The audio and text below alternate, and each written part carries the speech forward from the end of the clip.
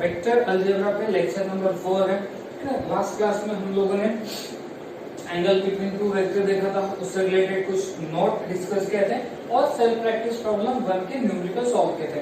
ठीक है, आज हम चैप्टर को आगे बढ़ाते हुए नया टॉपिक डिस्कस करेंगे, वो है सेक्शन फॉर्मूला। ठीक है, बहुत सारे बच्चे सेक्शन फॉर्मूला से फैमिलियर होते हैं। आप लोगों ने 10th में भी सेक्शन फॉर्मूला पढ़ा, पर जो 10th में सेक्शन फॉर्मूला पढ़ा है वो in terms of coordinate geometry पढ़ा है। ठीक है ना, in terms of coordinate geometry x1 y1 के फॉर्म में पढ़ा है।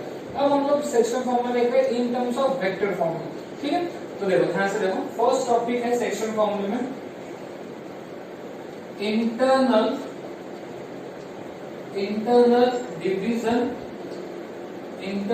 Division formula. ठीक है ना, इंटरनल डिवीजन फॉर्मूला। ठीक है, इसका जो थ्योरी पार्ट से मैं आपको कंटिन्यूअसली आपके वीडियो के साथ नोट्स आपको अपलोड करा रहा हूँ। ठीक है, तो यहाँ पे हम लोग थ्योरी वगैरह लिखने में ज्यादा टाइम वेस्ट नहीं करेंगे। आप अपने नोट्स को डाउनलोड करो, उसमें आपको थ्योरी इजीली मिल जाएगी। ठीक है, तो इंटरनल डिवीजन फॉर्मूला क्या होता है? जैसे मान लो आपके पास एक सेगमेंट है ए बी, एक सेगमेंट दी है ए बी, ए का पोजीशन वेक्टर वेक्टर है। ठीक है, अच्छा ये पॉइंट आपको अब तक क्लियर हो गया होगा कि किसी भी पॉइंट का पोजीशन वेक्टर हमेशा कहां से होता है? ओरिजिन से। ये ओ ए है, ठीक है ना, ओ ए ये होता है पोजीशन वेक्टर।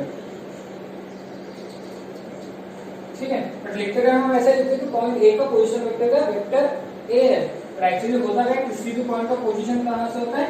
ओरिजिन से होता है। ये बी पॉइंट है, बी पॉइंट का पोजीशन वेक्टर क्या है? वेक्टर बी है, ये भी ओरिजिन से ही होता है, वेक्टर बी। ठीक है, और एक पॉइंट है सी पॉइंट, मान लो एक सी पॉइंट है। ठीक है, इस सी पॉइंट ने ए बी को इंटरनली डिवाइड किया है m:n के रेशियो में, इंटरनली डिवाइड किया है m:n के रेशियो में।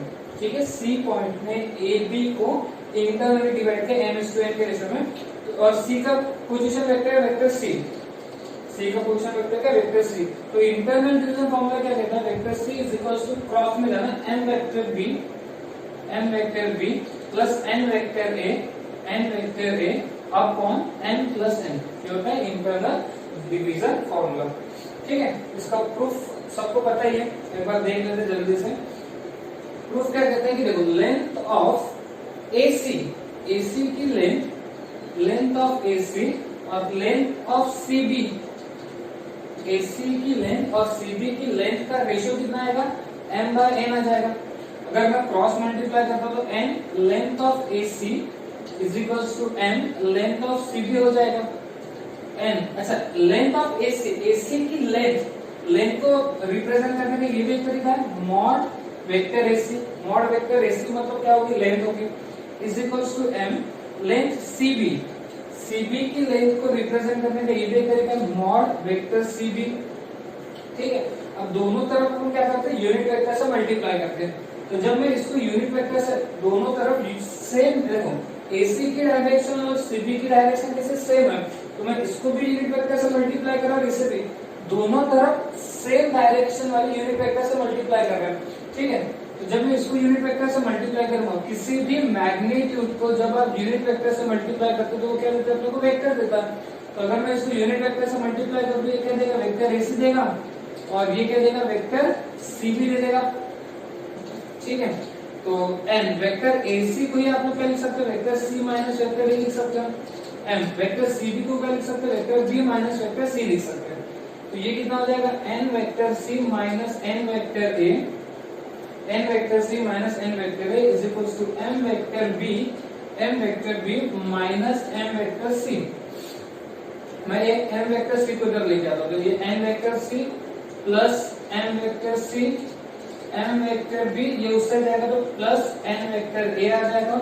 यहाँ से वेक्टर C कॉमन, तो n प्लस m बचा तो उसको m प्लस n भी लिख सकते हैं, m vector B plus n vector A। तो vector C is equal to क्या होगा? m vector B plus n vector A upon m plus n हो जाएगा। तो ये आएगा आपका इंटरनल डिवीजन फॉर्मूला। ठीक, याद कैसे रखना? क्रॉस में जाना, C का पोजीशन वेक्टर क्रॉस में m vector B plus n vector. ठीक है, ओके। अब आता है external division formula. External division formula क्या कहते हैं? जैसे मान लो आपके पास एक AB सेगमेंट है और C क्या है? कोई एक्सटर्नल पॉइंट है, C क्या है? कोई एक्सटर्नल पॉइंट है जो AB को m is 10, देखो a से c m है और c से b n है, बट इस बार डायरेक्शन चेंज होगी, a से b और इधर c से b, a से b और c से b।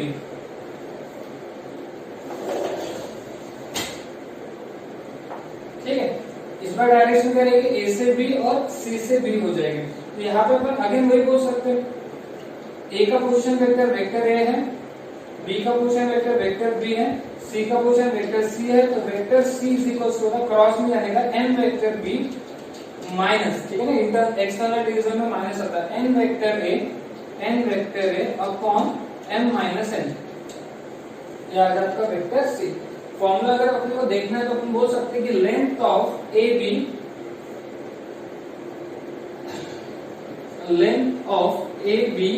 Upon length of C B, length of A B upon length of C B is equal to क्या हो जाएगा, m बाय n होगा। तो क्रॉस मल्टीप्लाई करना तो n length of A B हो जाएगा, m length of C B हो जाएगा, n length of A B की लेंथ को ऐसे दिखा सकते हैं mod of vector A B से m, और लेंथ ऑफ सी बी की लेंथ को ऐसे दिखा सकते हैं mod of vector C B से। अब ध्यान से देखना, इन दोनों की डायरेक्शन कैसे अपोजिट है, ए बी और सी बी डायरेक्शन कैसे अपोजिट है, तो मैं यूनिट वेक्टर दोनों तरफ से मल्टीप्लाई कर रहा हूँ, लेकिन दोनों की डायरेक्शन कैसे अपोजिट है। तो जब अपोजिट डायरेक्शन की यूनिट वेक्टर से मल्टीप्लाई करेंगे तो एक तरफ क्या लगेगा, माइनस लगेगा, इधर भी यूनिट वेक्टर से मल्टीप्लाई किया इधर भी, लेकिन डायरेक्शन कैसे अपोजिट है, तो ये तो बन जाएगा वेक्टर ए बी और यहाँ लगेगा minus m vector C B, है ना, माइनस की वजह समझा, डायरेक्शन अपोजिट होने की वजह से। तो n वेक्टर ए बी कितना होगा, वेक्टर बी,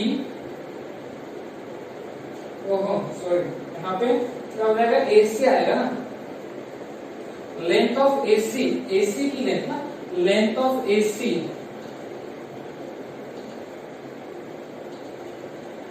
ठीक है, सो लेंथ ऑफ AC यहाँ पे कितना है, C माइनस A is equal to minus M, length of CB को कैसे लिखेंगे, B माइनस C, तो n vector C minus n vector A is equal to minus m vector B plus m vector C।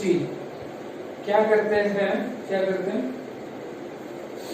अब ध्यान से देखना, मैं इस माइनस m वेक्टर b को इधर लेके आ रहा हूँ, ये हो जाएगा प्लस m वेक्टर b और ये माइनस n वेक्टर a, और इसको उस साइड लेके जा रहा हूँ, तो ये m वेक्टर c है और ये जब इस साइड आएगा तो माइनस m वेक्टर c होगा। यहाँ से देखो वेक्टर c कॉमन, तो कितना m minus n, m vector b minus n vector a, फिर तो शिफ्ट करना है, vector c is equal to कितना आएगा, m vector b minus n vector a upon m minus n, ठीक है, ये होता है आपका external division formula.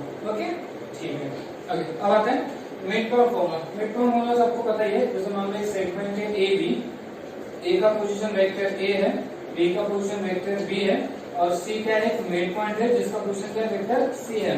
Vector c is equal to क्या होता है, vector a plus vector b upon 2, ये होता है मिड टर्म फॉर्मूला। ठीक है, मुझे लगता है इसमें कुछ ज्यादा आपको बताने की जरूरत है। ठीक है, ओके अब एक नोट आप लोग ध्यान रखो। नोट, अगर मान लो कभी आपको किसी क्वेश्चन के अंदर रेशियो गिवन नहीं है, रेशियो फाइंड आउट करना है, तो आप ऐसे केस में क्या करोगे, λ/1 रेशियो करोगे। If ratio is not given, ratio अपने को गिवन नहीं है, देन consider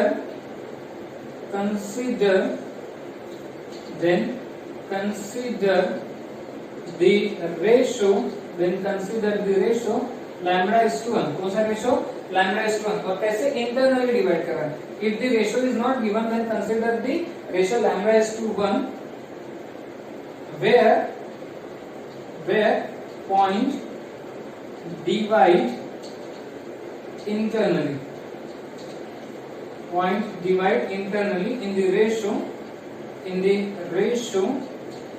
λ/1। ठीक है, होगा किसी क्वेश्चन में कि आपको रेशियो फाइंड आउट करने के लिए बोला जाए, तो आपको रेशियो क्या कंसीडर करना है, λ/1, और ये क्या अज्यूम करना है कि वो पॉइंट पे इंटरनली डिवाइड है। ठीक है, ये अज्यूम करेंगे हम लोग कि एक पॉइंट ने उस सेगमेंट को इंटरनली डिवाइड किया कौन से रेशियो में, λ/1। अब सुनो, अगर लैम्ब्डा की वैल्यू आ गई ग्रेटर देन 0 मतलब पॉजिटिव, लैम्ब्डा की वैल्यू क्या आ गई पॉजिटिव, तो जो पॉइंट है, पॉइंट डिवाइड इंटरनली, पॉइंट कैसे डिवाइड कर रहा है, इंटरनली डिवाइड कर रहा है। और अगर लैम्ब्डा की वैल्यू आ गई नेगेटिव, लैम्ब्डा की वैल्यू आ गई नेगेटिव, तो पॉइंट कैसे डिवाइड कर रहा है, एक्सटर्नली, पॉइंट डिवाइड एक्सटर्नली। ठीक है, तो इस तरीके से आप लोग ये पता कर सकते हो कि वो पॉइंट इंटरनली डिवाइड कर रहा है कि एक्सटर्नली डिवाइड कर रहा है, कौन से रेशियो में डिवाइड कर रहा है, ये सारी चीजें यहाँ से निकल जाएगी। ओके, ठीक है, ठीक है। तो एक एग्जांपल करते हैं। एग्जांपल में क्या बोला, if P and Q are the mid point of BC and CD of a parallelogram OBCD, मतलब एक पैरेललोग्राम है, एक पैरेललोग्राम है, जैसे मान लो एक पैरेललोग्राम दिया है, ओ बी सी डी, ओबीसीडी का एक पैरेललोग्राम है।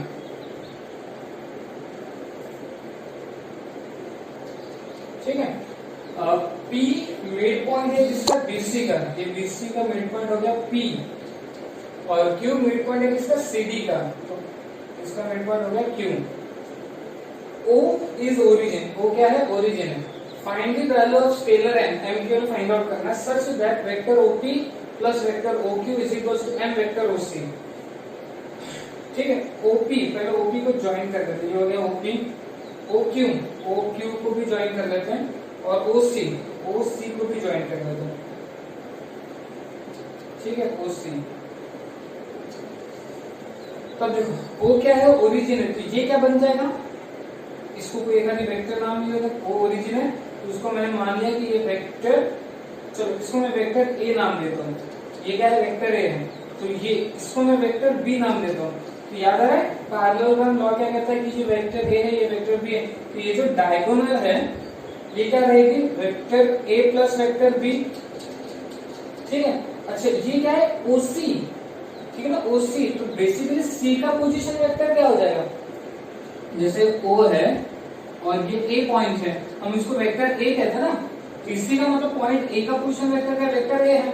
तो अगर मैं ये बोल रहा हूँ कि ये क्या है, OC है, देखो ये OC है, और ये कौन सा वेक्टर है, vector A plus vector B, तो ये बेसिकली पॉइंट C का पोजीशन वेक्टर ये हो गया, vector A plus vector B। तो इसका मतलब पॉइंट C का पोजीशन वेक्टर क्या हो जाएगा, vector A plus vector B हो जाएगा। ये vector A plus vector B किसका पोजीशन वेक्टर है, पॉइंट C का ही पोजीशन वेक्टर है। OB वेक्टर A है, मतलब B का पोजीशन वेक्टर क्या हो गया, वेक्टर A हो गया। OD का वेक्टर B है, इसका मतलब D का पोजीशन वेक्टर क्या हो गया, वेक्टर B हो गया। ठीक है, ओके, अब हमें क्या निकालना, वेक्टर OP। अब ध्यान से देखो, P का पोजीशन वेक्टर क्या होगा, अच्छा P क्या है, मिड पॉइंट है, P क्या है, मिड पॉइंट किसका, C और B का। P is mid point of BC। P क्या है, मिड पॉइंट, P का पोजीशन वेक्टर क्या होगा, अगर मान लो ये सेगमेंट है A और B, A का पोजीशन वेक्टर A है, B का position vector B, C mid point है, तो इसका पोजीशन वेक्टर क्या होगा, vector A plus vector B divided by 2, vector A plus vector B divided by 2। तो P किसका मिड पॉइंट है, C और B का, तो इन दोनों की एडिशन मतलब vector A plus vector B plus vector A divided by 2 हो जाएगा, यानी P का पोजीशन वेक्टर क्या आ रहा है, 2 vector A plus vector B divided by 2। P point का पोजीशन वेक्टर कितना आ गया, 2 vector A plus vector B divided by 2। उसी तरीके से Q भी मिड पॉइंट है, Q is mid point, Q भी क्या है, मिड पॉइंट है, किसका, CD का।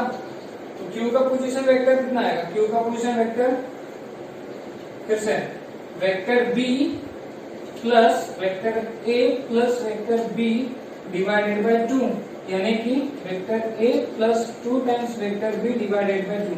तो Q पॉइंट का पोजीशन वेक्टर कितना हो जाएगा, vector A plus 2 vector B divided by 2। ठीक है, ओके, अब हमें क्या फाइंड आउट करना है, वेक्टर गिवन क्या है, vector OP plus vector OQ is equals to m vector OC vector OP.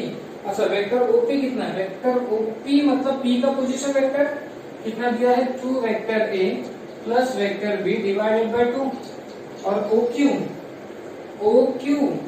कितना दिया मतलब q का position vector a plus 2 vector b divided by 2 is equals to m OC देखो OC C का position vector a plus vector b। अच्छा दोनों का base same है, एक बार लिखेंगे न्यूमरेटर में हो जाए addition 2a plus a 3a b plus 2b 3b is equals to m vector a plus vector b। यहां से तो 3 कॉमन निकला, कितना बचा vector a plus vector b ये divided by 2 is equals to m vector a plus vector b। देखो vector a plus vector b का जो कोएफिशिएंट है वो 3/2 है, vector a plus vector b का जो कंपोनेंट है वो m है, यानी m की वैल्यू कितनी होगी, m की वैल्यू हो जाएगी 3/2। ठीक है, तो इस डायग्राम को थोड़ा अच्छे से क्लियर कर लेना, आपका m की वैल्यू सॉल्व करके आ जाएगा। ओके ठीक है। ओके अब आते हैं अगले क्वेश्चन पे। क्वेश्चन है let OACB be a parallelogram, एक OACB पैरेललोग्राम है with O at the origin. O क्या है, ओरिजिन है। OC बी अ डायगोनल, एक OC डायगोनल है, तो एक पैरेललोग्राम बना लेते हैं हम लोग।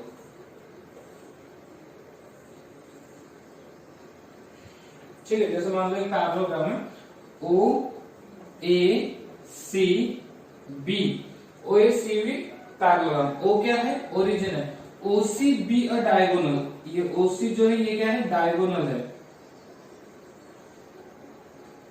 OC be a diagonal. Let D be the mid point of OA, OA का मिड पॉइंट जो है वो क्या है, D है। Using vector method prove that BD, अच्छा ये B और ये D हो गया, BD and CO intersect in the same ratio. अच्छा मान लो ये BD और ये जो CO बोलो या OC बोलो, ठीक है ना, ये मान लो दोनों के दोनों एक पॉइंट पे इंटरसेक्ट कर रहे हैं और वो पॉइंट है P क्या होगा, दोनों OC और BD का पॉइंट ऑफ इंटरसेक्शन। तो आपको ये बताना है कि ये दोनों सेम रेशियो में क्या हो रहे हैं, डिवाइड हो रहे हैं। क्या शो करना है आपको, ये P पॉइंट ने OC को और BD को सेम रेशियो में क्या किया, डिवाइड किया। ठीक है, चलो O क्या है, ओरिजिन है, तो OA क्या हो जाएगा, OA हो जाएगा वेक्टर A, OA हो जाएगा वेक्टर A। OB, O की क्या ओरिजिन है, तो B का पोजीशन वेक्टर क्या हो जाएगा, वेक्टर B, B का पोजीशन वेक्टर वेक्टर B हो जाएगा। अच्छा पैरेललोग्राम है, ठीक है ना, ये वेक्टर A है, ये वेक्टर B है, तो ये क्या हो जाएगा, ये हो जाएगा पैरेललोग्राम लॉ से vector A plus vector B, यानी C के position vector A plus vector B हो जाएगा। OC कितना हो जाएगा, OC vector A plus vector B। अब P ने मान के चलो, जैसे कि हमने थ्योरी में देखा है कि जब भी हमें रेशियो नहीं पता होता तो हम लोग क्या रेशियो कंसीडर करते हैं, लैम्बडा/1। मान लो P ने OC को λ/1 में डिवाइड किया, कौन से रेशियो में डिवाइड किया, λ/1 में, तो P divide OC internally in the ratio λ/1। हम लोग क्या करते हैं ना, इस पे इंटरनल डिवीजन फॉर्मूला लगाते हैं। तो P का पोजीशन वेक्टर क्या होगा, देखो इंटरनल डिवीजन फॉर्मूला, P ने देखो कुछ ऐसा है ये, C का position vector vector A plus vector B, O का पोजीशन वेक्टर तो 0 वेक्टर भी होता है, ये P हो गया, मान लो ये P है, इसमें कौन से रेशियो में डिवाइड किया, λ/1 के रेशियो में डिवाइड किया। तो अगर मैं यहाँ पे इंटरनल डिवीजन फॉर्मूला लगाऊं, तो इंटरनल डिवीजन फॉर्मूला क्या कहता है, क्रॉस में जाओ, ठीक है ना, lambda vector A plus vector B हो जाएगा प्लस 1 0 वेक्टर हो जाएगा क्योंकि ओरिजिन है, अपॉन में क्या आता है, लैम्ब्डा प्लस 1। तो ये बेसिकली P का पोजीशन वेक्टर क्या होगा, lambda vector A plus vector B upon lambda plus 1। ठीक है, ये आएगा P पॉइंट का पोजीशन वेक्टर। ठीक है, ये समझा सभी को, आगे आई होप कि ये सब क्लियर हो गया होगा आपको। ठीक है, अच्छा अब ध्यान से देखो, अब ये जो P पॉइंट है ये BD को भी डिवाइड कर रहा है, ठीक है, BD को भी डिवाइड कर रहा है। चलो मान लो कि इसने P पॉइंट ने BD को μ/1, कौन से रेशियो में, μ/1 के रेशियो में डिवाइड किया। चलो इसको 1 दिखा देते हैं और इसको μ दिखा देते हैं। म्यू इज टू 1 के रेशो में डिवाइड किया। देखो फिर से ये बी हो गया, बी का पोजीशन वेक्टर बी है, और ये डी हो गया, ठीक है, ये हो गया डी। अच्छा बात ये है कि डी जो है ना ये मिड पॉइंट है, D is mid point, D क्या है, मिड पॉइंट है। डी किसका मिड पॉइंट है, ओ ए का, D is the mid point of O A. तो डी का पोजीशन वेक्टर क्या हो जाएगा, डी का पोजीशन देखो ओ ए क्या है, वेक्टर ए है, डी क्या है, मिड पॉइंट है, तो डी का पोजीशन वेक्टर क्या होगा, वेक्टर ए डिवाइडेड बाय 2 हो जाएगा। तो डी का पोजीशन वेक्टर क्या होगा, वेक्टर डी का पोजीशन क्या हो जाएगा, वेक्टर ए डिवाइडेड बाय 2।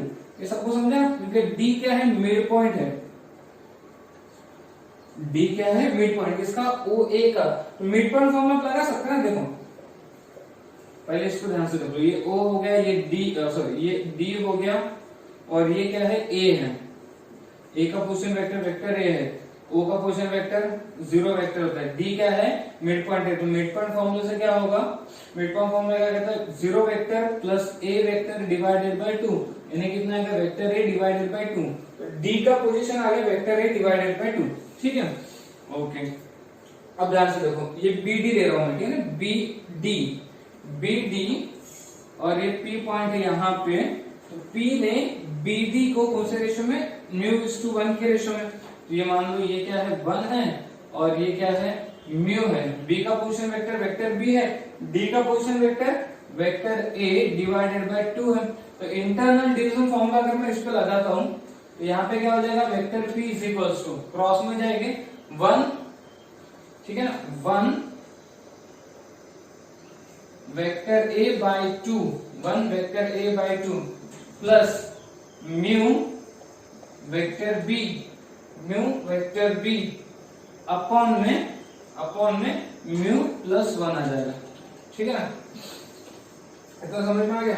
चलो इसको थोड़ा सा और सॉल्व कर लेते हैं। तो ये vector p is equals to, cross multiply अगर करेंगे तो vector a plus 2 mu b upon 2 mu plus 1, ठीक है। इसको इक्वेशन नंबर 1 दिया और इसे इक्वेशन नंबर 2 दे देते हैं। अब इक्वेशन 1 और इक्वेशन 2 दोनों कैसे सेम है, फ्रॉम 1 एंड 2 1 एंड 2 से हम लोग क्या बोल सकते हैं कि lambda vector a plus vector b upon lambda plus 1 is equals to vector a plus 2 mu vector b upon 2 mu plus 1, ठीक है। चलो इसको सॉल्व करते हैं। इसको सॉल्व करने का मतलब क्या करेंगे, क्रॉस मल्टीप्लाई करेंगे। जब क्रॉस मल्टीप्लाई होगा तो देखो ध्यान से, 2 mu plus 1 into lambda vector a plus vector b is equals to lambda plus 1 into vector a plus 2 mu vector b, ठीक है। अब क्या करें, अब एक काम करते हैं, ये पूरा का पूरा पहले वेक्टर ए से जब मल्टीप्लाई होगा तो 2 mu plus 1 lambda vector A हो जाएगा, और ये जब इधर मल्टीप्लाई होगा 2 mu plus 1 lambda vector B हो जाएगा, इज इक्वल्स टू, ठीक है ना, इक्वल्स टू लैम्डा भी मल्टीप्लाई होगा तो लैम्डा प्लस 1 वेक्टर ए होगा, और ये इधर होगा तो कितना आएगा, lambda plus 1 2 mu vector B हो जाएगा, ठीक है। अब देखो ये दोनों इक्वल है, तो यहाँ पे वेक्टर ए का ये कंपोनेंट हो गया पूरा, ये वेक्टर ए का कंपोनेंट है और ये वेक्टर ए का कंपोनेंट ये है, तो दोनों इक्वल रहेंगे। तो 2 म्यू प्लस 1 लैम्डा ये किसके बराबर में आ जाएगा, लैम्डा प्लस 1 के बराबर में आ जाएगा। एंड अच्छा यहाँ वेक्टर बी का ये कंपोनेंट हो गया और वेक्टर बी का ये कंपोनेंट हो गया, तो ये भी दोनों इक्वल आ जाएगा। 2 mu plus 1 lambda is equals to lambda plus 1 2 mu, ठीक है। सो देखते इसको सॉल्व करते हैं। तो ये जब मैं इसको मल्टीप्लाई करूंगा तो कितना आएगा, 2 mu lambda plus 2 lambda is equals to lambda plus 1 हो जाएगा, ठीक है। क्या करें, और 2 म्यू लैम्डा प्लस ये लैम्डा अगर इधर आएगा तो लैम्डा हो जाएगा इज इक्वल टू 1, ठीक है, फिलहाल इतना करके रख देते हैं। इसको देखते हैं, ये जब मल्टीप्लाई करेंगे तो ये 2 और ये 2 तो हो जाएगा कैंसिल। इसको मल्टीप्लाई करेंगे तो mu lambda plus lambda is equals to mu lambda plus mu हो जाएगा। तो लैम्बडा म्यू और ये लैम्बडा म्यू हो गया कैंसिल, यानी क्या हो गया, लैम्बडा और म्यू दोनों जैसे आ गए, इक्वल आ गए, लैम्बडा और म्यू इक्वल आ गए। अच्छा, लैम्बडा और म्यू अगर इक्वल है तो फिर यहां से देखो, लैम्बडा और म्यू अगर इक्वल है, एक काम करते ना, फिर अगर लैम्बडा और म्यू इक्वल है तो इस म्यू के जगह मैं लैम्बडा रख देता हूं, इस म्यू के जगह लैम्बडा, तो lambda plus 1 into lambda is equal to lambda plus 1। तो क्या हो जाएगा, लैम्बडा प्लस 1, लैम्बडा प्लस 1 क्या हो जाएगा, कैंसिल। तो लैम्बडा की वैल्यू कितनी आ जाएगी, 1/2 आ जाएगी। लैम्बडा की वैल्यू कितनी आ जाएगी, 1/2। अच्छा, तो बात ये है कि lambda is equal to mu is equal to कितना, 1/2। ठीक है, तो lambda is equal to mu, यानी देखो क्या होगा कि जो ये पैरेललोग्राम बना था और ये क्या था, OC था, ये था आपका OC डायगोनल और ये था आपका BD। तो हमने इसको कौन सा रेशियो लिए थे, इसको हमने रेशियो लिए थे लैम्बडा इज टू 1 का रेशियो लिए थे। लैम्बडा की वैल्यू कितनी है, 1/2। लैम्बडा की वैल्यू कितनी है, 1/2। तो रेशियो कितना हो जाएगा, 1/2:1 हो जाएगा। 1/2:1 का मतलब 1:2 क्या हो जाएगा, 1:2। ये फाइनली आंसर क्या आ रहा है, 1:2 आ रहा है। ठीक है, अच्छा इसको क्या लिया था, इसको हमने यहाँ पे P पॉइंट था ना, इसको बोला था ये था म्यू और ये था 1। अगेन म्यू की वैल्यू कितनी आ गई, 1/2। तो रेशियो क्या आएगा, 1/2:1। ये कितना होगा, 1:2। ये भी रेशियो कितना आ गया, 1:2। ठीक है, इसका मतलब P पॉइंट ने OC को कौन से रेशियो में डिवाइड किया, 1:2, और P पॉइंट ने ये BD को भी कौन से रेशियो में डिवाइड किया, 1:2, और यही अपने को शो करना था। ठीक है, अच्छा lambda is to mu is to 1/2 लिखो या फिर 2 लिखो, एक ही बात हो जाएगी। ठीक है, या फिर 2 लिखो। तो ये आई होप कि आपको क्लियर हो गया होगा। तो आपको ये शो करना था कि रेशियो कैसे सेम रेशियो में डिवाइड होता है। देखो 1:2 1:2 सेम रेशियो में डिवाइड हो गया, और रेशियो भी निकालना, तो रेशियो कितना आ गया, 1:2 रेशियो आ गया। ठीक है, ओके ओके। अब आते हैं एक नए टॉपिक पे, और नए टॉपिक का नाम है scalar product of two vector, दो वेक्टर के बीच में स्केलर प्रोडक्ट। ठीक है, तो आप डेफिनेशन समझो अच्छे से। डेफिनेशन क्या कहती है कि vector A dot vector B, vector A dot vector B is equal to mod of vector A mod of vector B cos theta. This is the definition of dot product. अच्छा, इस scalar product को हम लोग dot product भी कहते हैं। ठीक है, dot product, scalar product co dot product भी कहते हैं। डॉट प्रोडक्ट इसलिए भी कहा जाता है क्योंकि डॉट का यूज होता है। अच्छा, स्केलर प्रोडक्ट इसलिए कहा जाता है क्योंकि इसके जो फाइनल वैल्यूज होते हैं एक स्केलर क्वांटिटी होती है। देखो मॉड ऑफ वेक्टर A मतलब वेक्टर A का मैग्नीट्यूड, मैग्नीट्यूड का एक scalar quantity. Mod of vector B मतलब वेक्टर B का मैग्नीट्यूड, मैग्नीट्यूड का स्केलर क्वांटिटी। तो ये भी स्केलर क्वांटिटी, ये भी स्केलर क्वांटिटी, और cos थीटा भी आपका स्केलर क्वांटिटी प्रोवाइड करता है। तो फाइनल आंसर जो आता है वो क्या आता है, स्केलर क्वांटिटी आता है, इसलिए उसको स्केलर प्रोडक्ट भी कहते हैं। ठीक है, और डॉट प्रोडक्ट भी बोला जाता है। तो आपको ये बस डेफिनेशन ध्यान रखनी है कि vector A dot vector B is equal to mod of vector A mod of vector B cos theta. ठीक है, अब इनसे रिलेटेड कुछ प्रॉपर्टीज हैं जिसका नॉलेज आपको होना चाहिए। प्रॉपर्टीज, जिसमें सबसे पहली प्रॉपर्टी, अब सबसे फर्स्ट प्रॉपर्टी देखो, vector A dot vector A, vector A dot vector A को आप ऐसे भी लिख सकते हो, वेक्टर A का स्क्वायर। ठीक है ना, vector A dot vector A को वेक्टर A का स्क्वायर, और ये होता है mod of vector A square.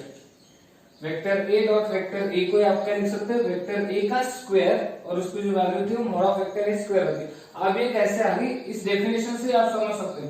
Vector A dot vector A, vector A dot vector B क्या होता है, mod of vector A mod of vector B cos theta. तो क्या हो जाएगा, mod of vector A mod of vector A cos theta. अब theta क्या होता है, अच्छा थीटा क्या है, theta is angle between vector A and vector B। Theta क्या है, वेक्टर A और वेक्टर B के बीच का एंगल है। तो वेक्टर A और वेक्टर A के बीच में कितना एंगल आएगा, 0 आ जाएगा। तो cos 0 की वैल्यू कितनी हो जाएगी, 1 हो जाएगी। तो फाइनली आंसर कितना रहेगा, mod of vector A square. तो vector A dot vector A, देखो vector A dot vector A को क्या लिख सकते हैं, वेक्टर ए का स्क्वायर भी लिख सकते हैं और उसकी वैल्यू क्या आती है, mod of vector A square आती है। ठीक है, तो फिर इसी तरीके से आई डॉट आई क्या होगा, आई डॉट आई हो जाएगा 1। कैसे, क्योंकि वेक्टर ए डॉट वेक्टर ए क्या होता है, mod of vector A square, तो आई डॉट आई क्या होगा, मॉड ऑफ आई स्क्वायर। आई का मॉड, आई यानी कि यूनिट वेक्टर, उसका मॉड कितना होता है 1, तो 1 का स्क्वायर 1 हो जाएगा। तो I dot A I, J dot J और के डॉट के, इसकी वैल्यू हमेशा क्या आती है, 1 आती है। ये सेकंड प्रॉपर्टी। थर्ड प्रॉपर्टी, अगर आई डॉट जे हो, आई डॉट जे हो, तो आई डॉट जे हो या फिर जे डॉट के हो या फिर के आई डॉट के हो, आई डॉट के हो, इन सब की वैल्यू क्या आती है, 0 आती है। इन सब की वैल्यू 0। कैसे 0 आती है, देखो I dot J, by definition अगर हम लोग जाए बाय डेफिनेशन, तो आई डॉट जे क्या होगा, mod of I mod of J cos, अच्छा थीटा कितना होगा, आई और जे के बीच में कितना एंगल होता है, 90। आई किसके अलॉन्ग होता है, एक्स एक्सिस के, जे किसके अलॉन्ग होता है, वाई एक्सिस के, तो आई और जे के बीच में एंगल होगा 90 और cos 90 होता है 0, तो कंप्लीटली क्या हो जाएगा, 0 हो जाएगा। तो I dot J, J dot के, आई डॉट के, इसकी वैल्यू कितनी हो जाएगी, 0 हो जाएगी। ओके, तो ये होगा प्रॉपर्टी नंबर 3। अब प्रॉपर्टी नंबर 4 क्या कहता है, ठीक है, प्रॉपर्टी नंबर 4 क्या कहता है कि अगर vector A dot vector B की वैल्यू 0 आती है, vector A dot vector B की वैल्यू अगर 0 आती है, तो ये रिप्रेजेंट करता है कि वेक्टर ए और वेक्टर बी एक दूसरे को क्या है, परपेंडिकुलर है वेक्टर। अच्छा, इसकी 3 पॉसिबिलिटी है। इसकी 3 पॉसिबिलिटी क्या है, देखो अगर दो वेक्टर का डॉट प्रोडक्ट 0 आता है तो इसके 3 केसेस होते हैं। वो 3 केसेस क्या है, पहली केस होती है कि दोनों में से कोई एक वेक्टर 0 होगा, vector A is equals to 0 and vector B is not equals to 0 vector. ठीक है, अगर दो वेक्टर का डॉट प्रोडक्ट 0 आता है तो हो सकता है वेक्टर ए 0 वेक्टर होगा, वेक्टर बी 0 वेक्टर नहीं होगा। एक दूसरी पॉसिबिलिटी ये भी होती है कि हो सकता है कि वेक्टर ए 0 ना हो, 0 वेक्टर ना हो, वेक्टर बी 0 वेक्टर, तब भी दोनों का डॉट प्रोडक्ट 0 आता है।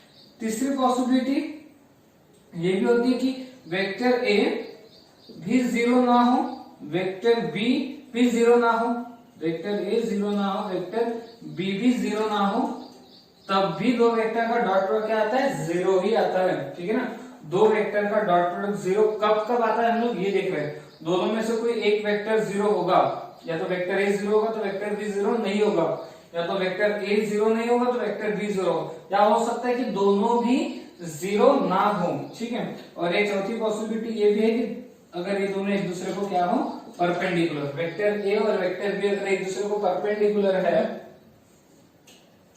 तो भी इस डॉट प्रोडक्ट की वैल्यू कितनी आती है, 0 आती है। कैसे, देख लो, अगर वेक्टर ए और वेक्टर बी एक दूसरे को परपेंडिकुलर है तो थीटा कितना हो जाएगा, 90, cos 90 कितना होता है, 0। ठीक है, तो ये ध्यान रखना है ना अपने को कि दो वेक्टर का डॉट प्रोडक्ट 0 कब कब आता है, या तो दोनों में से कोई एक वेक्टर 0 हो, या तो दोनों एक दूसरे को परपेंडिकुलर हो। अच्छा, दोनों वेक्टर का डॉट प्रोडक्ट 0 बनने के लिए जरूरी नहीं है कि दोनों में से कोई एक 0 होना चाहिए, दोनों 0 नहीं है तो भी दोनों का डॉट प्रोडक्ट 0 आता है। ठीक है, तो आप में से कोई बच्चों ने इसके न्यूमेरिकल सॉल्व किया तो आपको आइडिया है कि जरूरी नहीं कि दोनों 0 होना ही चाहिए करके। ठीक है, उसके बाद है पांचवी property, property number 5, angle between, property number 5 क्या कहते हैं कि अगर मान लो आपके पास एक वेक्टर ए दिया है, a1i plus b1j plus c1k, एक वेक्टर ए दिया है a1i plus b1j plus c1k and, और एक वेक्टर बी आपके पास दिया है a2i plus b2j plus c2k। तो इन दोनों का डॉट प्रोडक्ट, वेक्टर ए और वेक्टर बी का डॉट प्रोडक्ट आता है a1 इंटू a2। देखो ध्यान से रखना, i कंपोनेंट का multiplication, a1 into a2, a1 into a2 plus करना फिर b1 into b2, b1 into b2 plus फिर c1 into c2, c1 into c2। तो ये होता है दो वेक्टर का डॉट प्रोडक्ट। अगर आपको वेक्टर ए और वेक्टर बी पता है तो, वेक्टर ए और वेक्टर बी अगर पता है तो डॉट प्रोडक्ट क्या आएगा, a1 a2 plus b1 b2 plus c1 c2 हो जाएगा। ठीक है, अब आते हैं प्रॉपर्टी नंबर 6 पे। प्रॉपर्टी नंबर 6 क्या कहती है कि अगर मुझे दो वेक्टर के बीच का एंगल निकालना है, दो वेक्टर के बीच का एंगल थीटा है, तो फॉर्मूला क्या होता है, cos theta is equal to vector A dot vector B upon mod of vector A mod of vector B mod of vector A mod of vector B. देखो यहां से आ गया cos theta is equal to vector A dot vector B, इसको shift कर दिया। ठीक है, एक तरीका ये भी है, cos theta is equal to vector A और वेक्टर बी का डॉट प्रोडक्ट देखो क्या आ रहा है, वेक्टर ए और वेक्टर बी का dot product a1 a2 plus b1 b2 plus c1 c2 upon vector A का मॉड कैसे निकालेंगे, वेक्टर ए का मॉड हो जाएगा under root of a1 square plus b1 square plus c1 square into vector B का mod क्या हो जाएगा a2 square plus b2 square plus c2 square. ठीक है, ये फॉर्मूला बन जाता है। अब अगर मान लो दो वेक्टर एक दूसरे को परपेंडिकुलर है, दो वेक्टर अगर एक दूसरे को परपेंडिकुलर है तो दोनों का डॉट प्रोडक्ट कितना आएगा 0। दो वेक्टर अगर एक दूसरे को परपेंडिकुलर है तो दोनों का डॉट प्रोडक्ट कितना आएगा 0। तो इसका मतलब a1 a2 plus b1 b2 plus c1 c2 की वैल्यू कितनी आ जाएगी 0। अगर दो वेक्टर एक दूसरे को पैरेलल है, वेक्टर ए और वेक्टर बी एक दूसरे को पैरेलल है, तो फिर यहाँ पे a1 upon a2 is equals to b1 upon b2 is equals to c1 upon c2, ये कंडीशन होती है। ओके, ठीक है। ओके, अब आते हैं प्रॉपर्टी नंबर 7 पे। प्रॉपर्टी नंबर 7 क्या कहती है कि अगर आप vector A dot vector B find out करते हो, vector A dot vector B और vector B dot vector A find out करते हो, तो दोनों की वैल्यू सेम आएगी। Vector A dot vector B और vector B dot vector A की वैल्यू सेम होती है, यानी कम्यूटेटिव लॉ यहाँ पे सैटिस्फाइड होता है। कम्यूटेटिव लॉ क्या होता है यहाँ पे सैटिस्फाइड होता है। ये होता है प्रॉपर्टी नंबर 7। प्रॉपर्टी नंबर 8 क्या कहते हैं, देखो ध्यान से, vector A dot vector B plus vector C अगर है, vector A dot vector B plus vector C अगर है, तो ये होता है vector A dot vector B plus vector A dot vector C. Distributive law यहाँ पे सेटिस्फाइड होता है। Vector A dot vector B plus vector A dot vector C, distributive law, distributive law. ठीक है, तो ये होता है प्रॉपर्टी नंबर 8। तो आई होप कि आपको ये समझ में आया होगा। अच्छा, कुछ नोट इसमें आप ध्यान रखना, नोट कि vector A dot vector B की maximum value, maximum value of vector A dot vector B, vector A dot vector B की मैक्सिमम वैल्यू। अच्छा देखो, vector A dot vector B की मैक्सिमम वैल्यू डिपेंड करेगी cos theta पे, depend करेगी cos theta पे। cos theta की maximum value कितनी होती है, cos की वैल्यू किसके बीच में राइज करती है, 1 और -1 के बीच में, 1 और -1 के बीच में। तो cos थीटा की मैक्सिमम वैल्यू कितनी आती है 1। तो अगर ये 1 आएगी तो आंसर कितना आएगा, mod of vector A mod of vector B. तो maximum value of vector A dot vector B क्या होता है, mod of vector A mod of vector B. ठीक है, तो vector A dot vector B की मैक्सिमम वैल्यू क्या होती है, mod of vector A mod of vector B. उसी तरीके से minimum value of vector A dot vector B, तो vector A dot vector B की मिनिमम वैल्यू कितनी होगी, तो वो भी cos थीटा पे डिपेंड करेगा। cos थीटा की मिनिमम वैल्यू कितनी होती है 1, ये पता है ना सबको, मैक्सिमम वैल्यू 1 होती है, मिनिमम वैल्यू -1 होती है। तो cos थीटा की मिनिमम वैल्यू -1, तो -1 इनटू ये, तो हो जाएगा minus mod of vector A mod of vector B. Okay, तो maximum value of vector A dot vector B होती है mod of vector A mod of vector B, minimum value of vector A dot vector B होती है mod of minus mod of vector A mod of vector B. Okay, ठीक है। अब एक अगले और एक नए टॉपिक पे आते हैं, और उस टॉपिक का नाम है projection of one vector on another vector. एक वेक्टर का प्रोजेक्शन दूसरे वेक्टर, प्रोजेक्शन का मतलब आप सिंपल ध्यान रखो, परछाई आपकी, ठीक है ना, आपकी इमेज। जैसे मैं अगर खड़ा हूं तो मेरी इमेज कहां पे आएगी, ग्राउंड पे आएगी, तो वही होगा प्रोजेक्शन। मेरा प्रोजेक्शन कहां पे, ग्राउंड पे। तो जैसे मान लो कि projection of one vector on another vector में, अगर पहला टॉपिक है कि projection of vector B on vector A. ठीक है, जैसे मान लो ये ओ ए, ठीक है ना, ओ ए एक वेक्टर रिप्रेजेंट कर रहा है, ओ, vector O A, vector A है, ठीक है। और ये हो गया वेक्टर बी, मान लो ये वेक्टर बी है, vector O B, vector O B क्या रिप्रेजेंट कर रहा है, वेक्टर बी। ये वेक्टर ओ ए है और ये वेक्टर बी है। तो इसका प्रोजेक्शन कैसा आएगा, सीधा, ठीक है। तो ये यहाँ पे तो भी परपेंडिकुलर रहेगा इसका प्रोजेक्शन, ठीक है। तो ये ओ एल, ठीक है। तो ओ एल बेसिकली क्या होगा, वेक्टर ओ बी यानी वेक्टर बी का प्रोजेक्शन कहां पे, वेक्टर ओ ए पे, कहां पे, वेक्टर ओ ए पे, वेक्टर ओ बी का प्रोजेक्शन। ये प्रोजेक्शन है बेसिकली, ये जो लेंथ है ये हो गया प्रोजेक्शन किसका, वेक्टर ओ बी का, यानी वेक्टर बी का किस पे, वेक्टर ए पे। समझ में आया प्रोजेक्शन का मतलब, जैसे मैं मान लो मैं एक वेक्टर बी हूं और ये जो ग्राउंड है ये क्या है, वेक्टर ए है, तो मेरा प्रोजेक्शन किस पे, इस ग्राउंड पे। तो कितना आएगा, पूरा ग्राउंड थोड़ी ना आएगा, ठीक है ना, कुछ लेंथ आएगी। तो उसी तरीके से वेक्टर ओ बी का प्रोजेक्शन क्या रिप्रेजेंट कर रहा है, ओ एल रिप्रेजेंट कर रहा है। तो हमें ये ओ एल ही पता करना है, ठीक है। अब ये ओ एल कैसे पता करें, तो मान लो वेक्टर ए और वेक्टर बी के बीच में एंगल है थीटा। तो अगर मैं कॉस थीटा लगा दूं तो कॉस थीटा क्या कहता है, कॉस थीटा कहता है length of adjacent side O L, length of adjacent side upon length of hypotenuse यानी वेक्टर बी, समझा गया, लेंथ ऑफ हाइपोटेन्यूस, ठीक है। तो ये क्या होता है, ये देखो length of O L is equal to क्या हो जाएगा, मॉड ऑफ वेक्टर बी, इसको शिफ्ट किया, mod of vector B into cos theta होता है, ठीक है। अच्छा, हमें डॉट प्रोडक्ट की डेफिनेशन पता है कि vector A dot vector B क्या होता है, मॉड ऑफ वेक्टर ए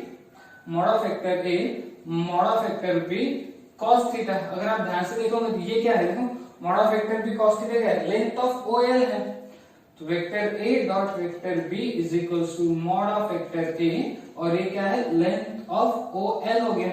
अगर मैं इसको शिफ्ट करता हूं तो length of O L is equal to क्या होगा, vector A dot vector B upon mod of vector A हो जाएगा। अच्छा, लेंथ ऑफ ओ एल मतलब क्या, length of O L length है, किसकी लेंथ है, बट इस वेक्टर ओ बी का प्रोजेक्शन है, वेक्टर ओ बी का प्रोजेक्शन है ओ एल।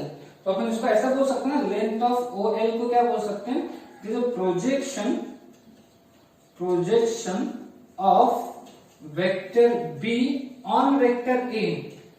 समझ में आ रहा है क्या आपको, ये वेक्टर बी हो गया, ठीक है। ये वेक्टर बी, इसको मैंने प्रोजेक्ट किया किस पे, वेक्टर ए पे, तो प्रोजेक्शन कितना मिला, ये ओ एल। तो projection of vector B on vector A is equal to कितना आ रहा है, vector A dot vector B upon mod of vector A आ रहा है, ठीक है। तो याद कैसे रखना, किस पे प्रोजेक्ट हो रहा है, किस पे, वेक्टर ए पे, तो डिवाइड में क्या आएगा, मॉड ऑफ वेक्टर ए। तो अगर मैं आपको पूछूं कि फिर प्रोजेक्शन, सेकंड है ना, प्रोजेक्शन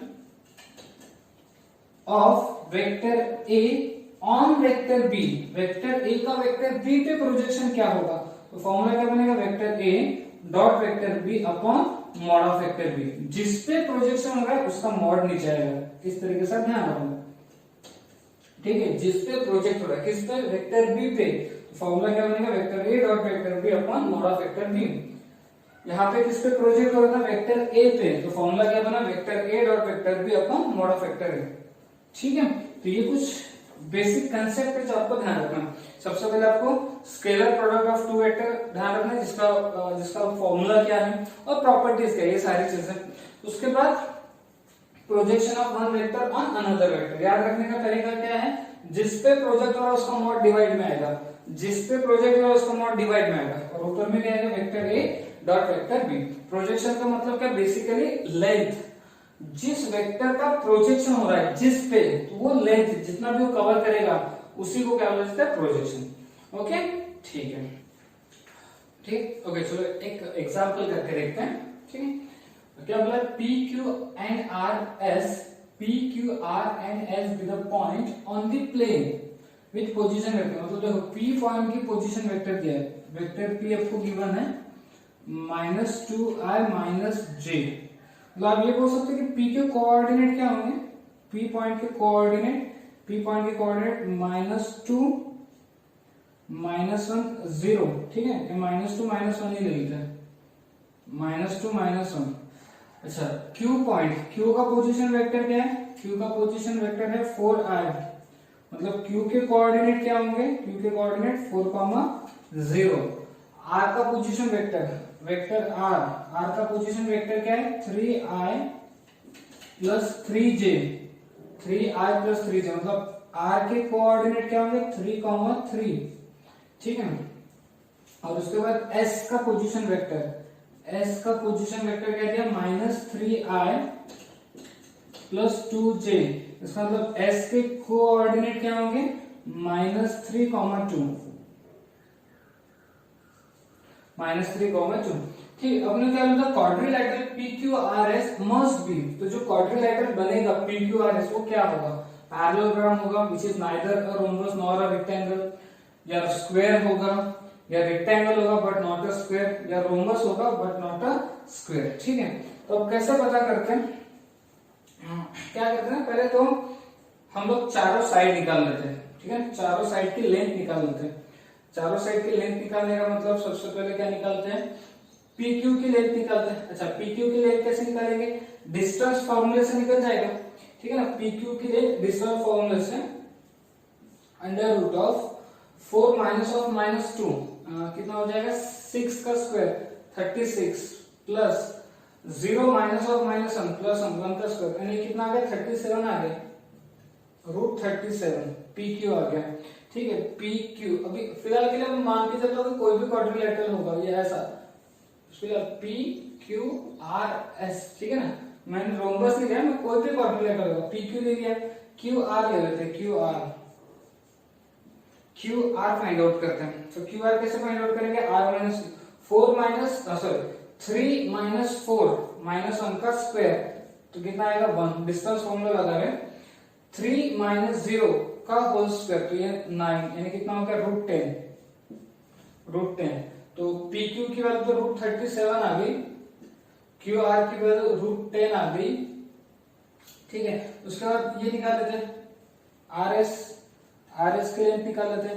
तो आर एस की लेंथ कितनी आएगी, आर एस -3 -6 का होल स्क्वायर 36 प्लस 2 -3 -1 का होल स्क्वायर 1, ये कितना आ गया √37 आ गई, मतलब आर एस की इसके लिए कितना आ गया √37। अब बच गया पीएस भी निकाल लेते हैं। तो पीएस कितना आएगा, पीएस -3 -2 प्लस 2 हो जाएगा, तो -1 का स्क्वायर 1 आ गया, ठीक है। और 2 -1 प्लस 1 3 का स्क्वायर 9, तो 10 आ गया, नहीं √10 हो गया, तो इसके लिए कितनी आ गई √10 आ गई, √10। चलो इतना तो पता चल गया कि अपोजिट साइड की लेंथ कैसी है, सेम है, अपोजिट साइड की लेंथ कैसी है, सेम है, मतलब ये डेफिनेटली स्क्वायर तो नहीं है, क्योंकि स्क्वायर में क्या होता है चारों साइड सेम होती है, ठीक है। उसका रेक्टेंगल हो सकता है, अच्छा रोम्बस भी नहीं है, क्योंकि रोम्बस की भी चारों लेंथ सेम होती है, चार में से 2 ऑप्शन तो हट गए, ठीक है ना, स्क्वायर नहीं है रोम्बस नहीं। अब बचा क्या, पैरेललोग्राम हो सकता है, क्योंकि पैरेललोग्राम की भी अपोजिट साइड की लेंथ सेम होती है, या रेक्टेंगल हो सकता है, ठीक है। अब कैसे पता करें कि ये पैरेललोग्राम है कि रेक्टेंगल है, कैसे पता करें पैरेललोग्राम है कि रेक्टेंगल है। अगर ये रेक्टेंगल होता तो यहाँ पे एंगल कितना था 90 डिग्री था, एंगल कितना था 90 डिग्री, मतलब मैं PQ और PS के बीच का एंगल निकाल के देख लेता हूं, PQ और PS के बीच का एंगल निकाल के देख लेते हैं। तो angle between PQ and PS, तो उसके लिए सबसे पहले अपने को वेक्टर PQ पता करना पड़ेगा। वेक्टर PQ कितना आएगा, वेक्टर PQ कैसे निकालते हैं, Q माइनस P, तो ये देख लो Q माइनस P कितना आएगा, Q में से P को माइनस कर रहे हैं ना, तो ये हो जाएगा 2i प्लस 5j, ठीक है ना। Q माइनस P देख लो, Q माइनस P कितना आ जाएगा, PQ निकालेंगे। अब PS निकाल लेते हैं, वेक्टर PS कैसे निकालेंगे, S माइनस P करते हैं, S माइनस P, तो -3i -2 प्लस 2 है, ये हो जाएगा -i, और 2j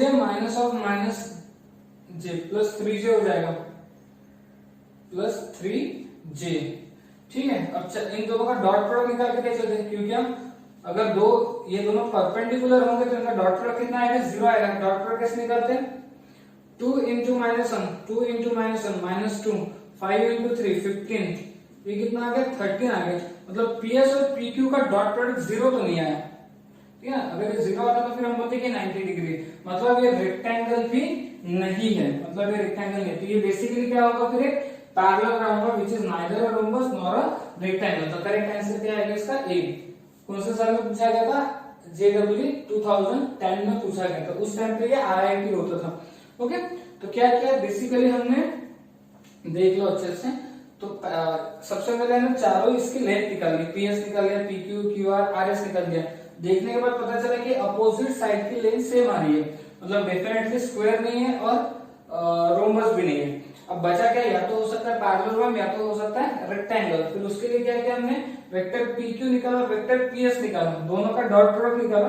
और दोनों का डॉट प्रोडक्ट कैसे निकलते हैं, आई कंपोनेंट का multiplication, 2 into -1 -2 plus JJ component का मल्टीप्लीकेशन। तो इसका डॉट प्रोडक्ट 0 नहीं आया। डॉट प्रोडक्ट अगर 0 आता तो हम लोग क्या बोलते हैं कि हाँ ये दोनों एक दूसरे को परपेंडिकुलर है, ठीक है। तो तब जाके कहीं वो रेक्टेंगल होने के चांसेस होते हैं, ठीक है ना। रेक्टेंगल भी नहीं होने के, बट रेक्टेंगल नहीं है ये बात पक्का हो गई, रेक्टेंगल में 4 एंगल सेम होते हैं और सेम के साथ साथ 90 डिग्री होते हैं। 90 डिग्री तो नहीं, तो ऑब्वियसली क्या है, पैरेललोग्राम, ठीक है। ओके, अब आता है एक और क्वेश्चन करते हैं। If vector A and vector B are 2 unit vector, देखो वेक्टर ए और वेक्टर बी क्या है, 2 यूनिट वेक्टर। इसका मतलब वेक्टर ए का मैग्नीट्यूड और वेक्टर बी का मैग्नीट्यूड कितना होगा, 1 होगा। Such that vector a plus 2 vector b, vector a plus 2 vector b, 5 vector a minus 4 vector b are perpendicular। अच्छा, ये दो वेक्टर एक दूसरे पर कैसे परपेंडिकुलर है, vector a plus 2 vector b और dot product 5 vector a minus 4 vector b, इनका डॉट प्रोडक्ट कितना आएगा, 0 आ जाएगा। समझा, 0 क्योंकि ये दोनों एक दूसरे पर कैसे परपेंडिकुलर है। Okay, perpendicular to each other, then the angle between vector a and vector b, तो वेक्टर a और वेक्टर b के बीच का एंगल निकालना है। तो अब कैसे सॉल्व करें, तो एक काम करते हैं, डिस्ट्रीब्यूटिव लॉ लगाते हैं। सबको डिस्ट्रीब्यूटिव लॉ लगाते आता होगा, a plus b into c plus d अगर है तो क्या होता है, पहले a मल्टीप्लाई होगा, यानी a into c plus d, ऐसा हो जाएगा a into c plus d plus फिर b into c plus d, ठीक है। तो सबको डिस्ट्रीब्यूटिव लॉ लगाते आता है। तो यहाँ पे भी कुछ ऐसा होगा कि वेक्टर a डॉट ना 5 vector a minus 4 vector b plus फिर 2 vector b dot 5 vector a minus 4 vector b is equals to 0। तो वेक्टर a डॉट 5 वेक्टर, देखो vector a dot 5 vector a minus vector a dot 4 vector b plus फिर 2 vector b dot 5 vector a minus 2 vector b dot 4 vector b is equals to 0। तो vector a dot 5 vector a कितना होगा, जैसे ये देखो m vector a dot vector b, ये कितना होता है, m vector a dot vector b, मतलब स्केलर कांस्टेंट बाहर आ जाता है सीधा सीधा, स्केलर कांस्टेंट। तो vector a dot 5 vector a कितना होगा, ये हो जाएगा 5 vector a dot vector a, 5 vector a dot vector a minus ये हो जाएगा 4 vector a dot vector b, 4 vector a dot vector b, ये हो जाएगा, ये कितना होगा, देखो 2 into 5 10 vector b dot vector a, और ये कितना हो जाएगा -8 vector b dot vector b is equals to 0 आ जाएगा। तो 5 vector a dot vector a क्या होता है, ये हो जाएगा mod of vector a square property minus 4 vector a dot vector b plus 10 vector b dot vector a minus 8 vector b dot vector b mod of vector b square is equals to 0। अच्छा, mod of vector a की value कितनी है, 1, तो 1 का square 1 into 5 minus 4 vector a dot vector b plus 10 vector b dot vector a, ये हो जाएगा 6 vector a dot vector b minus again mod of vector b कितना है, 1, तो 1 का स्क्वायर 1, तो ये हो जाएगा 8 इज इक्वल्स टू 0। तो बेसिकली कितना हो रहा है, 6 vector a dot vector b 5 और -8 कितना हो जाएगा, 5 -8 -3 को शिफ्ट किया +3 हो जाएगा। So vector A dot vector B is equal to कितना आएगा, 1/2 आ जाएगा। Vector A dot vector B 1/2 आ गया। अच्छा हमें फाइंड आउट क्या करना है, angle between vector A and vector B, यानी कि थीटा की वैल्यू फाइंड आउट करनी है। तो अब क्या करें, तो vector A dot vector B की डेफिनेशन है mod of vector A mod of vector B cos theta is equal to कितना आएगा, 1/2। अच्छा मॉड ऑफ वेक्टर ए कितना आएगा, 1, मॉड ऑफ वेक्टर बी कितना आएगा, 1। तो cos थीटा की वैल्यू कितनी आ गई, cos थीटा की वैल्यू 1/2। तो cos थीटा की वैल्यू 1/2, थीटा कौन से एंगल पे 1/2 देता है, कौन से एंगल पे, 60 पे। तो थीटा की वैल्यू कितनी हो जाएगी, 60 डिग्री। तो थीटा आ जाएगा 60 डिग्री। तो करेक्ट ऑप्शन आएगा बी। ओके, तो आज हम लोग यहीं पे स्टॉप हो जाएंगे, ठीक है। अब आपको क्या करना है, सेल्फ प्रैक्टिस अब आपको क्या करना है, सेल्फ प्रैक्टिस प्रॉब्लम 2 एंड 3 को सॉल्व करना है, और इसका सॉल्यूशन आप सबको मुझे फॉरवर्ड करना है, ठीक है। और ऑब्वियसली है कि आपको वीडियो को लाइक करना है, शेयर करना है, चैनल अगर सब्सक्राइब नहीं किया तो चैनल को सब्सक्राइब करो, अपने बाकी सारे फ्रेंड्स को वीडियो फॉरवर्ड करो। ओके।